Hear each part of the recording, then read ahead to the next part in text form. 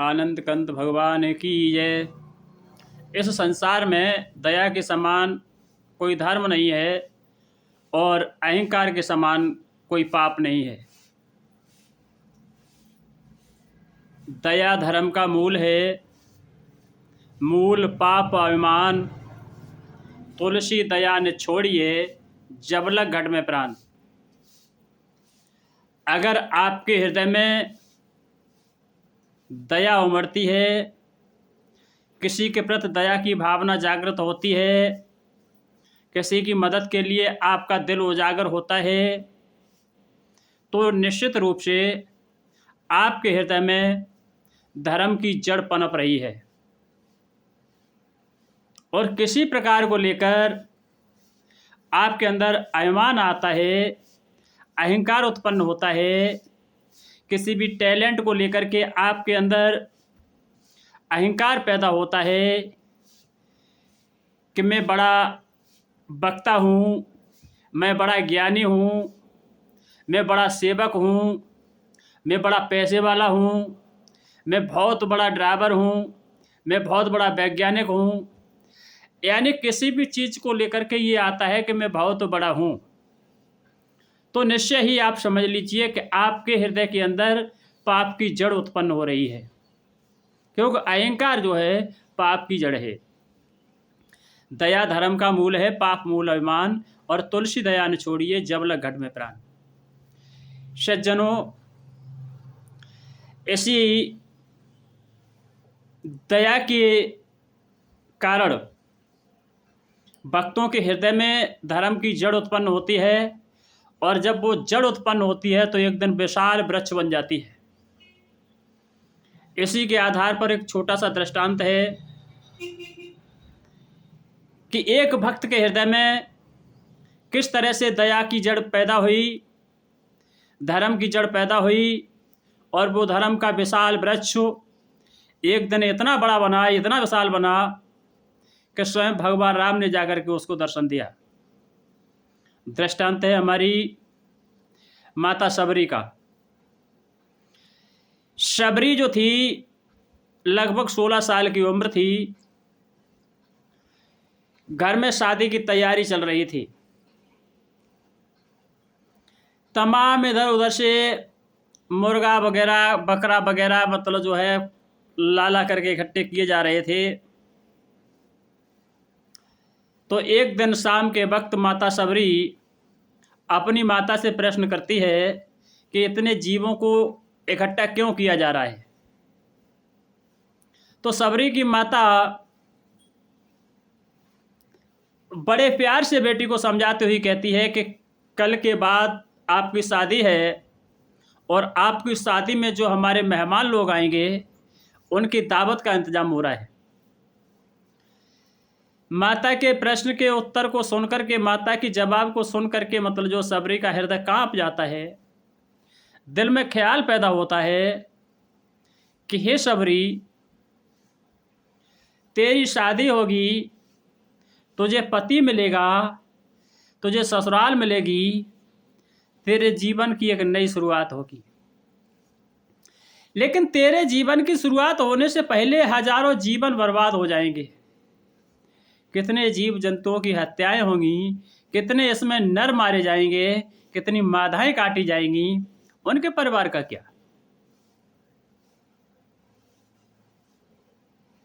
तो शबरी माता से पूछती है कि अगर मेरी शादी ना होती तो इतने जीवों को नहीं इकट्ठा किया जाता। तो बोले, तो इन जीवों को इकट्ठा करने की क्या आवश्यकता थी, तो दावत ही नहीं होती। तो शबरी ने कहा कि अगर मेरी शादी नहीं होती है तो इतने जीवों की जान बचती है, और मेरी शादी होती है तो अनगिनत जीव जो है इंसान के जीव के स्वाद हो जाएंगे, स्वाद बन जाएंगे। ये सोच शबरी ने किसी से न कुछ कहा, न सुना, न किसी से जवाब लिया, न किसी को जवाब दिया। एकांत में जाकर के अपने बिस्तर पर लेट गई। अर्धरात्रि का समय है, आंखें भारी हैं, लेकिन नींद नहीं आ रही है। जैसे ही आधी रात ढलने वाली है, शबरी ने देखा कि सारा परिवार एकदम सो रहा है, और सोते हुए परिवार को छोड़ करके अर्धरात्रि के समय शबरी घर से निकल जाती है। सज्जनों, जंगलों की झाड़ियों में कांटों में उलझती हुई, गिरती हुई, पटक खाती हुई, उठती हुई चलती जाती है। सुबह निकलता है तो घर से काफी दूर निकल चुकी होती है। सज्जनों, हृदय के अंदर दया उमड़ी, धर्म की जड़ उत्पन्न हुई।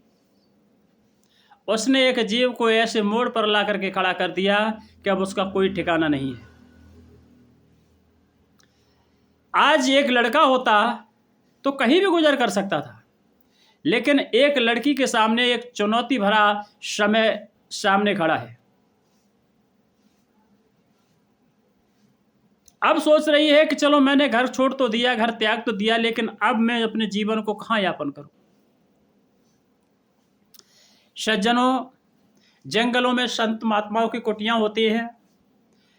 इसी तरह से वो भी संत महात्माओं के कुटियाओं के आसपास एक बट वृक्ष के नीचे अपना आसन लगा देती है, अपना बिस्तर लगा लेती है और परमात्मा के भजन करने में मस्त हो जाती है। अब भजन पूजा कोई गुरु तो था नहीं, जैसी भी बेचारी को आती थी ऐसी भजन पूजा करती थी और अपना कंदमूल फल खा के जीवन को यापन करती थी। अब उसके मन में फिर ख्याल आता है कि यहाँ जो संत महात्मा लोग रहते हैं, इनकी कुछ थोड़ी बहुत सेवा कर ली जाए। लेकिन सेवा हो कैसे? जाति में नीच जाति की होने के कारण हिम्मत नहीं थी किसी के सामने जाए और अपना प्रस्ताव रखे। अपने मन में विचार किया कि सेवा करनी चाहिए। तो सज्जनों, किसी ने कहा है कि सेवक जो होता है सेवा स्वयं खोज लेता है। मन में ख्याल आता है कि संत महात्मा जहां तालाब पर पानी भरने जाते हैं, सरोवर से पानी लेने जाते हैं, वहां का रास्ता कंकड़ों से भरा पड़ा है, कांटों से भरा पड़ा है। इनको कांटे चुभते होंगे, कंकड़ भी लगते होंगे, तो उस रास्ते की सफाई करना शुरू कर देती है। रास्ते को साफ करती है। सुबह और शाम तो संत महात्मा लोग आते जाते, उन्हें आरामदायक हुआ, आराम मिला। उसके बाद फिर सोचती है कुछ थोड़ा बहुत टाइम बचता है, बोले इसमें भी कुछ कर लिया जाए। तो सोचती है कि संत महात्माओं को रोटी पकाने के लिए, खाना पकाने के लिए सूखी लकड़ियों की आवश्यकता पड़ती है। तो सुबह उठती है, कुटिया से लेकर के सरोवर तक का रास्ता साफ करती है और बचे खुचे टाइम में सूखी लकड़ी बीन करके लाती है। और जैसे ही अर्धरात्रि होती है तो आश्रम के किनारे लकड़ी का गट्ठर रख देती है, अंदर नहीं जाती है। सुबह को जब शिष्य लोग उठते हैं, लकड़ी का गट्ठर मिलता है, उठाते हैं, खाना बनाते हैं। लेकिन हर आश्रम में संस्था के मुताबिक सेवाएं बटी होती हैं। तो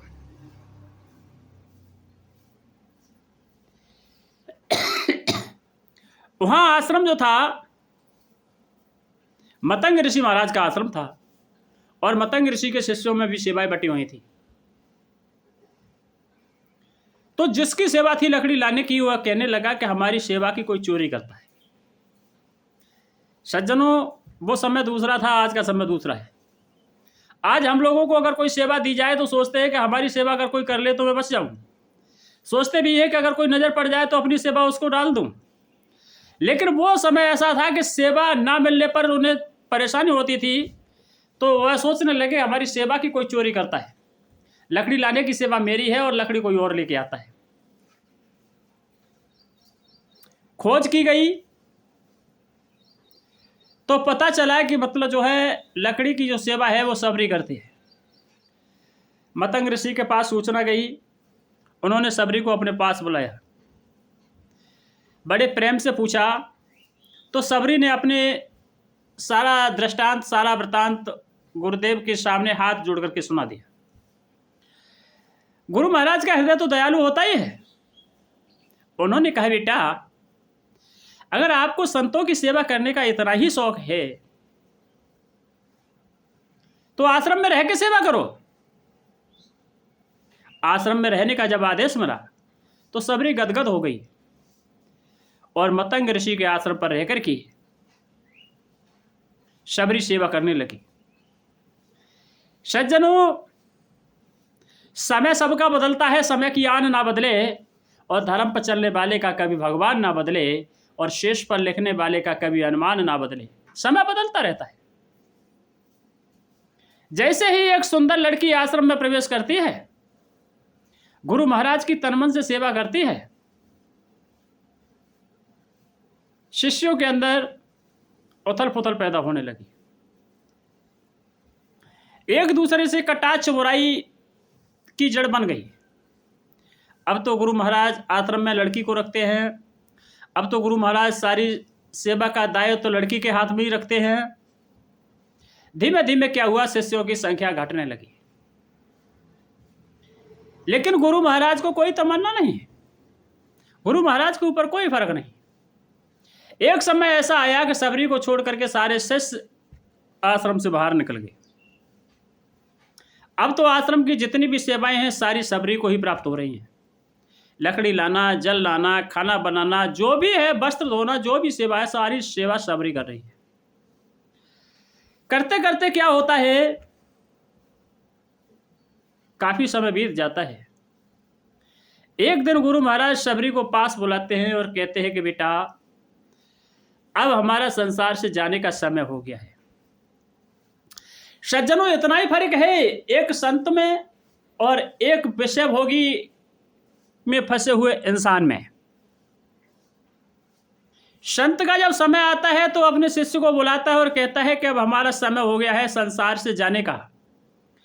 और विषय भोगों में मस्त होने वाले एक अनाचारी पापाचारी का जब समय आता है तो उसे पता भी नहीं चलता हमारा समय कब आया। अचानक से जब दबोचता है तो भड़बड़ाहट में, मतलब उसे ये संभल भी नहीं पाता कि अब मुझे करना क्या है। तो मतंग ऋषि सबरी से कहते हैं कि बेटा, हमारा समय नजदीक है, अब हमको संसार से जाना है, हमारा शरीर पूरा होने वाला है। सबरी कहती है कि गुरुदेव, मैं आपके बिना एक क्षण भी जीवित नहीं रह पाऊंगी। अगर आप हमें छोड़ के चले गए तो मैं निश्चित ही आपके साथ योगा नल में अपने शरीर को भस्म कर दूंगी। मतंग ऋषि ने कहा कि सबरी, आज तक मैंने तुझे कोई आदेश नहीं दिया, आज तक मैंने तुझे वो प्यार दिया है जो गुरु भक्त को देता है, लेकिन आज मैं आपको एक छोटा सा आदेश दे रहा हूं। बोली, गुरु महाराज का जो आदेश है वो हमेशा सिरोधार रहेगा। अरे हमेशा अगर सिरोधार रहेगा तो ऐसी गलती कभी मत कर। तुम जब से हमारे पास आई हो, संसार का हर लांछन हमने झेला है, संसार की हर बुराई का हमने सामना किया है, लेकिन अगर हमारे जाने के बाद आपने अपने शरीर को नष्ट किया तो ये सारे लांछन इतिहास में छप जाएंगे और सारी बुराइयां हमारे ऊपर लाद दी जाएंगी।